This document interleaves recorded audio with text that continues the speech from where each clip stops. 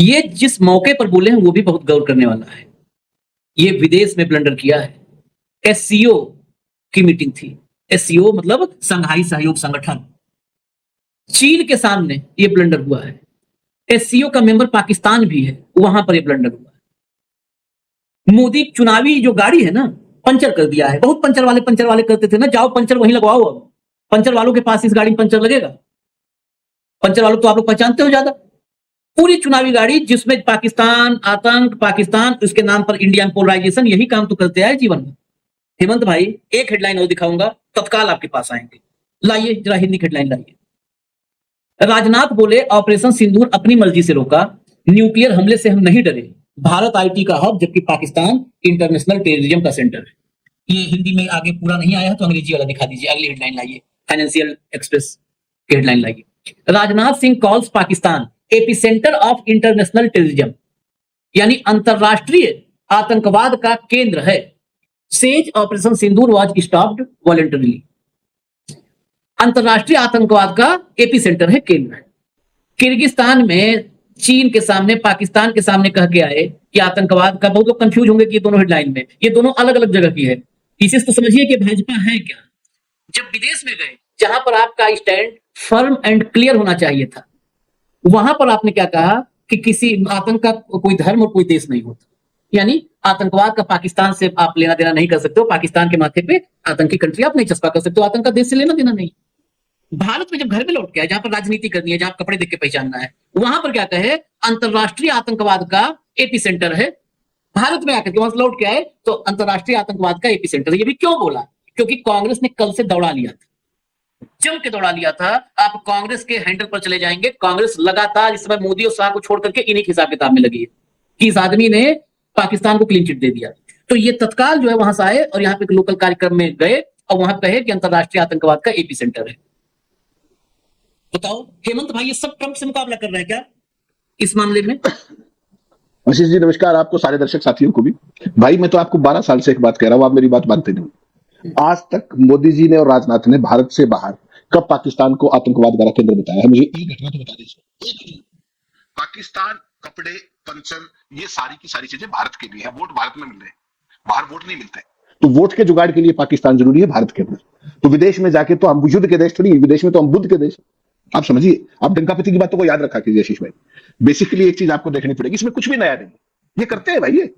अभी 2 दिन पहले आपने डंका बजाया था, देखा नहीं किस तरीके से राम माधव ने कितनी क्रांतिकारी बातें कही थी, और 2 घंटे बाद सारों के लिए सॉरी फील करके पार हो गया। उसको पता नहीं कि डंकापति उसे कभी दिल से माफ नहीं करेंगे। आपने राजनाथ सिंह की बात की कि कांग्रेस उसको दौड़ाए हुए है। अरे भाई साहब, वो तो पहले ही दौड़ाया है, उसको क्या ही दौड़ाओगे?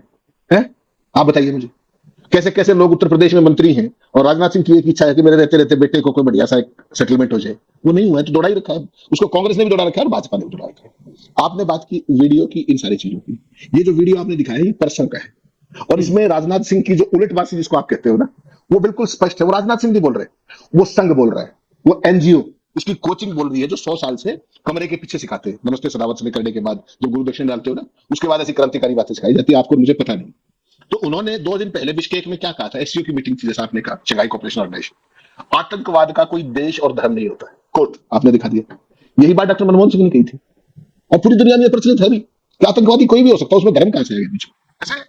लेकिन तब वो सारे के सारे देश विरोधी हो गए थे, पाकिस्तान प्रेमी हो गए थे, सारी चीजें हो गई थी। महोदय ने ये इसलिए कहा कि वहां चीन भी था और पाकिस्तान भी था, तो फिर ठीक ज्ञान देना था वहां पे। सुना नहीं आपने जब जाकर के क्या बता के आए थे पुतिन को कि युद्ध का समय नहीं बुद्ध का समय है? तो इस तरह की चीजें इनको बहुत सिखाई जाती है, तुकबंदी ये फला। एक दिन बाद आज दिल्ली में बोल रहे थे, क्या बोले? पाकिस्तान आतंकवाद का अंतरराष्ट्रीय मरकज है, एपिसेंटर। शब्द देखिए, एपिसेंटर। भारत आईटी का और वो एपिसेंटर का। तो आईटी वालों के जोड़े बंद बंद के रोज आ रहे इंडिया के अंदर, रोक लो ना तुम जाके। है 1 लाख रुपए H1B वीजा की फीस है अमेरिका में जाने के लिए। ठीक, आज तक मोदी जी ने चर्चा की है ट्रंप से? माई फ्रेंड है, करिए कभी कोई बात। $1 लाख कौन कंपनी देगी? जयशंकर रोज वही बैठा रहता है, उसने कभी कोई बात की हो, कोई स्टेटमेंट आई हो? तो गलती होगी राम माधव से, उसको कहना चाहिए था देखो आपने हमारे H1B की फीस 1 लाख करी, हमने तब भी नहीं बोले। बड़े बोले कब हो, बोलते ही तो नहीं हो। इसलिए तो वो बात है जो राहुल गांधी बताते हैं, आपने 2 बार बता दी, बड़ा अच्छा किया। वो सरेंडर शब्द बिल्कुल सही जुड़ता है। राजनाथ सिंह जी ने यही नहीं रुके, वो जो उनका वोट जुगाड़ने का खेल था उन्होंने तत्काल जारी किया भारत नोट्स में। क्या कहा उन्होंने? आज कह दें कि भारत ने ऑपरेशन सिंदूर स्वेच्छा से रोका था। तो फिर ट्रंप से पहले ट्वीट क्यों किया गया? ट्रंप ने पहले ट्वीट किया, उसके बाद किसने किया? मार्को रूबियो ने। मैंने सारे भेज दिया आज आपको दिखाने के लिए, सबूत के साथ दिखाई बात देते करते हैं, हैं। आप लोग जो दिखा देते हैं, बस 1 मिनट के लिए दिखा देते हैं ताकि मतलब तसल्ली रहे, दर्शकों के लिए हम सब कर रहे हैं ना। दिखाइए, नीचे बंद कर दीजिए पीली वाली पट्टी। Operation Sindoor was our choice, not our limit. Defence minister's touch message to Pakistan. आगे चलिए, अगला लाइए। We did not fall for nuclear bluff. Rajnath Singh slams Pakistan, explains why operation Sindoor was halted. हम न्यूक्लियर ब्लफ से, अमेरिका जो पाकिस्तान का था, उससे हम नहीं घबराए। हमने जो है ऑपरेशन सिंदूर क्यों जो है रोका है, वो एक्सप्लेन कर दिया राजनाथ सिंह ने। अभी क्या एक्सप्लेन किया है आगे चर्चा में हेमंत भाई बताएंगे। जरा अब इसके बाद जो बचा हुआ है वो भी ले आइए, रूबियो को और ट्रंप को। ये सेक्रेटरी रूबियो है, नीचे अभी सबसे लास्ट में आप तारीख और टाइम देखिएगा।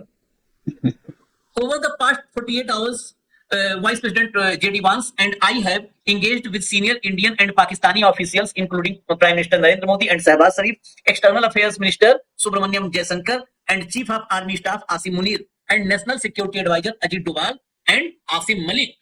अब नीचे देखिए, I am pleased to announce the government of India and Pakistan have agreed to an immediate ceasefire to start talks on a broad set of issues at a neutral site. We commend Prime Minister Modi and Sharif on their wisdom, prudence, and statesmanship in choosing the path of peace. नीचे जाइए, main महत्वपूर्ण है, सबसे महत्वपूर्ण नीचे 10/5/2025 शाम 5:37 5:37 पर ये ऐलान सीज फायर का कहां से हुआ? मार्को रूबियो के पास से। उससे पहले 5:34 का टाइम शायद था जब ट्रंप ने पोस्ट किया था। ट्रंप का वो पोस्ट वाला दिखा दीजिए, वो पोर्शन, उसमें टाइम हो ना हो लेकिन पोस्ट तो दिखाई दीजिए, ट्रंप ने क्या किया था। 5:37 के भी पहले, 37 पर हो, उससे पहले Trump's truth social post announcing the cease fire 10 मई 2025 after a long night of talks mediated by the United States. I am pleased to announce that India and Pakistan have agreed to a full and immediate ceasefire. Congratulations to both countries on using common sense and great intelligence. Thank you for your attention to this matter. ये Trump की post थी। इसके बाद अगर आपको देखना हो तो जयशंकर वाली भी लगी है, उसका भी जयशंकर वाली पोस्ट का टाइम दिखा दो। बाकी तो पाकिस्तान और भारत की सहमति क्या हुई, टाइम दिखा दो। देखो भैया, 10/5/2025 6:10 पर, 6:10 पर। अब हटा दो, हटा। यही सीधा सवाल तब से आज तक कायम है, आज तक कायम है कि भारत और पाकिस्तान ने मिलकर सीज फायर किया। ये रूबियो और ट्रंप को किसने कहा कि हमने फाइनल कर लिया है और ताऊ आप ट्वीट कर दो? ये किसने कहा? हम तो ये मानते हैं कि भारत पाकिस्तान ने किया था। मैं मान लेता हूं हेमंत भाई कि भारत पाकिस्तान ने आपस में, तो हमने आपस में तय किया, तो फिर ताऊ को किसने कहा कि ताऊ आप ट्वीट करो, हमने फाइनल कर लिया, अब आप ट्वीट करो? शीश भाई, सवाल ये है ही नहीं। 5:30 ट्वीट किया ट्रंप ने एक्स पे, ट्रूथ सोशल पे। वो रिकॉर्ड मेंटेन नहीं करते, इसलिए ट्रूथ पे वो नहीं मिला वो। तो फिर उसके बाद मैंने ये आवाज निकाला दूसरी जगह से, खबर में से। 5:30 ट्रंप ने किया, 5:37 पे श्रीमान मार्को रूबियो ने किया। दोनों की भाषा देखी। We are pleased to announce the cease fire. We are pleased to announce. What do you mean? आप 56 इंची हो, है 56 इंची आप। They are pleased to announce, what the hell you are doing here?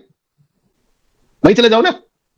6:10 की रक्षा मंत्री कर रहे हैं, और उससे एन पहले अगर आपको याद हो, आप तो लाइव थे उस समय, 6:02 के ऊपर जो अपने विदेश सचिव हैं मिस्त्री साहब, उन्होंने आकर के एक लाइन बोली थी, एक लाइन, और उनके पूरी परिवार को ट्विटर से दूर होना पड़ा था।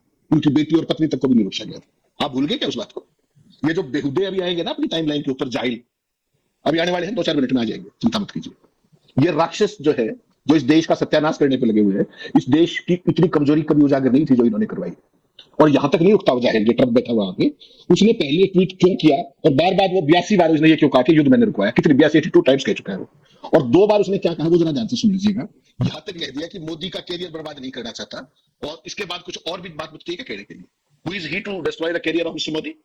है किस चीज का दबाव है? और आप मुझे कह दें मैं कितना ही कमजोर हूं, आप मुझे ये कह दें कि हेमंत खत्री मैं तुम्हारा कैरियर बर्बाद कर दूंगा और मैं शांति से बैठ जाऊंगा? सोचिए ना, वो भी राष्ट्राध्यक्ष, आप भी राष्ट्राध्यक्ष, कहां समस्या है? उसका तो, उसके खिलाफ तो सारी दुनिया के पास मसाला है। तुम क्यों डर रहे हो? तुम्हारा भी है क्या कुछ? सवाल तो यही है ना। नरेंद्र सरेंडर की जब बात आती है तो यही आता है ना कि वो किस बात पे उसने कह दिया। जैसे ही श्रीमान जी भारत आए, राजनाथ जी, उन्होंने वो डैमेज जो किया था उसको डैमेज कंट्रोल की कोशिश की। क्या कहा? नंबर 1, पाकिस्तान को आतंकवाद का केंद्र बताया, यानी कि मरकज बताया। ऑपरेशन सिंदूर स्वेच्छा से रोका। और अगली सुन लीजिए महोदय, अभी आपने पूरी नहीं सुनी। लंबी लड़ाई के लिए भी तैयार है श्रीमान जी। श्रीमान जी लंबी लड़ाई के लिए भी तैयार है, ये मत भूलिएगा। न्यूक्लियर हमले से नहीं डरे।